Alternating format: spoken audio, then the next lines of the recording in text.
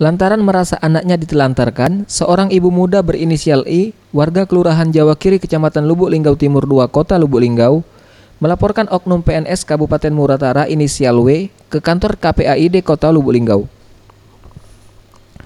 Dalam pelaporan ke KPAID Kota Lubuk Linggau ini, sang ibu yang merupakan mantan istri siri terlapor turut juga membawa anak korban.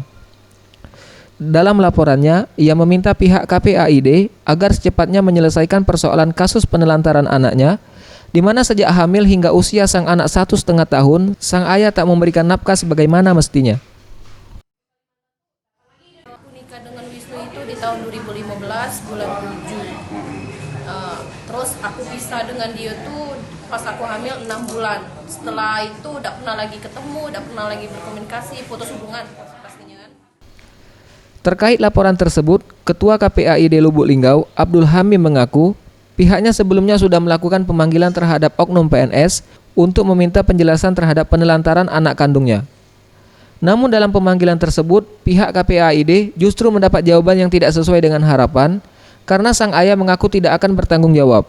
Melaporkan kasus ini ke pihak berwenang ya, karena sesuai dengan Undang-Undang 35 tahun 2014. Nah, salah satu poinnya itu ini jelas penelantaran anak.